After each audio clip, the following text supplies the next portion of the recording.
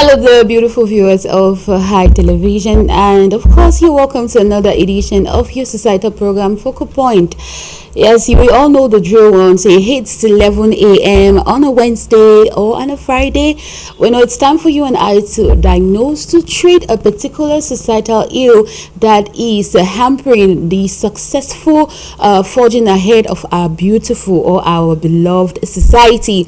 And of course, when you see this face, you know I have an issue on board that needs to be discussed.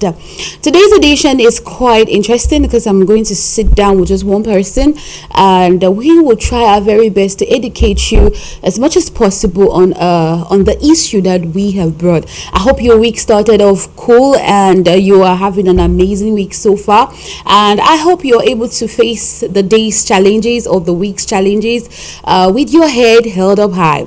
Ladies and gentlemen, this program comes up live, like I did say, every Wednesday and Fridays at from 11 a.m. right up to 12:30 p.m. We bring to you just the things that are going to help you and I to think positively and think better for the betterment of our society. So on today's edition, we are talking about self-medication, a recurring challenge in our society. Self-medication. At one point or the other, you and I, we are guilty of this particular phenomenon. Even I talking here, I was narrating my experience with somebody yesterday. I did say I have once self-medicated and I actually did take an overdose. So today we're here to talk about it. Now, anthropologists talk about illness, they talk about disease, and they talk about sickness. Now, be it illness, sickness, or disease, whichever one you find yourself in, you have self-medicated because you are trying to feel better. And the lady who I'll be talking with today is none other than a very vibrant somebody who is from the For Mom and Baby Foundation, which is headed by our one and only Ashumata Agbonyenti. She is doping Draco Sharon. Good morning. Good morning. How are you? I'm very well. Are you? I'm okay. Sharon, I hope the nerves will not disturb. No, not at all. Okay, I hope you're calm. I am. You're ready. Calm. You're ready to talk to the people about self-medication. Yes, I am ready. And Sharon, do tell me how has your week been so far? Well, it has not been easy. I started off with common cold, but Okay. I am far much better than I was during the weekend. I'm fine. Okay, Sharon, I'm very happy that you're a youth and you are a young girl, because I think one of the people who we find today who are in our, who are in line with what we want to talk about today are the girls. Yeah. The girls are becoming wild more than the boys. So, Sharon, by the way, when you hear about self-medication, what comes to mind?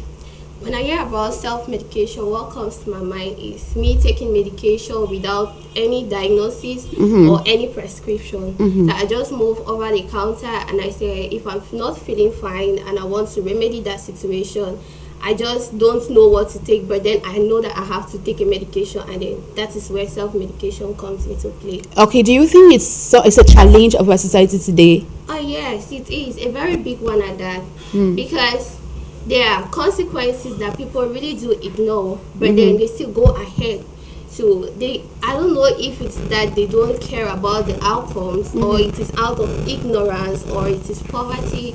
So there are many Sharon, you won't talk to people like that now. there are many reasons why people go into self-medications, but I think that with this we are going to be able to trash out some of those and be able to make remedies to the situations out there. All right, now Sharon, let's get to it. Define self-medication. You just talked about what you think, what comes to your mind about self-medication, but you are from the health department.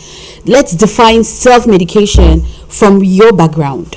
All right, self-medication is consuming medication without getting advice from a physician, which we normally call doctors, without proper diagnosis or treatment. Now, when I talk about diagnosis, before treating something, you need to know what is the cause of what you're treating. Exactly. And most of the time, people just have the perception that they are sick or they are ill of something, and then they go in for medication. I love the statement you used, ill, because anthropologically, there is a definition of illness, disease, and sickness.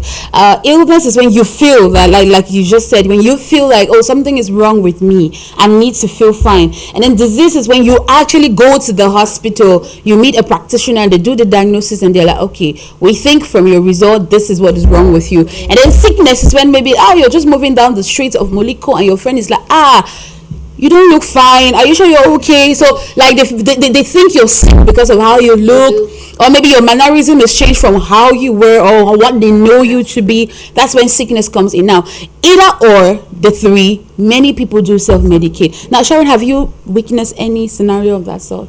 Yes, I have. I'm guilty. I'm saying this, we are all Yes, guilty of we are all self-medication. guilty. At one point in time, we have self-medicated, whether we accept it or not. Yeah. So my neighbor has recently been sick. He just woke up one morning and he was complaining of fever and headache. And since we are in Cameroon and we know that the most common is malaria, so he went in for malaria drugs. And I asked him, are you sure this thing is malaria? Because the medications were not effective. So I asked him, have you gone to the hospital? He said no. I said, why? He said he feels that it's malaria, so he knows that with time he's going to get well. And unfortunately, he went to the hospital and he was diagnosed of something completely different. So he had to go back, and the doctor gave some prescriptions, and then he had to just buy. And lucky enough, he was fine. And I've witnessed a lot of other cases too, where people just go in over the counter, and sometimes, I don't know if I should say I will blame them or I will not blame them, or it's finances, or it's ignorance. When you say over the counter, we go back to the pharmacists, don't we? Now there is a question mark with the pharmacy. Now we have illegal pharmacies. We have even cosmetic shops where people have built it in the form of a cosmetic shop, but when you go inside, they have a room where I don't know if they are prescribing or they are consulting illegal people. You have no license, you have no idea, no background of any medical field, but then you have customers, you have patients coming to you, and I find that it's really a call for concern. And you said it's like you shouldn't blame them, or you're in like conflicting whether you should blame them or blame the people who are prescribing. What about the government? Isn't the government supposed to go on the streets and make sure that, okay, the pharmacies that are open are pharmacies that he knows about, and the people who are selling cosmetics, you're focusing on cosmetics?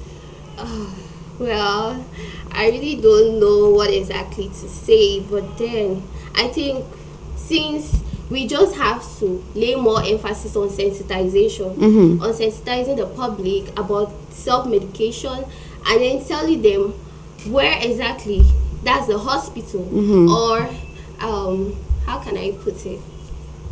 The pharmaceutical sector. Yes, let me just leave it at the level of sensitization, because if you're aware that self-medication is not good enough, you will not walk into a cosmetic shop and ask for a drug for a particular illness or something. But I think the government has to come into play, where they walk around and probably check inside these stores, because some are really hidden. If you don't go inside, you will not know that is what is happening, and they are there.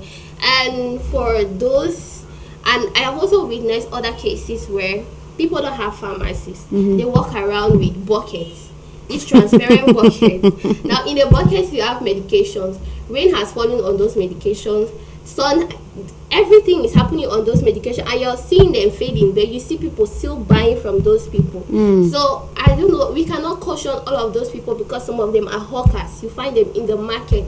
Now it will be difficult to trace them, but I think if we can sensitize the population about self-medication, the disadvantages, and lay more emphasis on the effect and the outcome, I think people will be reasonable enough to know that when something like that happens, they have to go to the hospital to seek proper diagnosis and proper treatment. Now, Sharon, in your experience in the medical field, who are those who are more vulnerable to self-medication?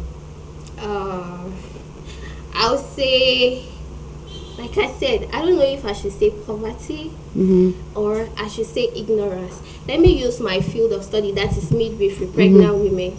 Now, yeah, because that's what, when the second I heard that you are a midwife, I was just happy.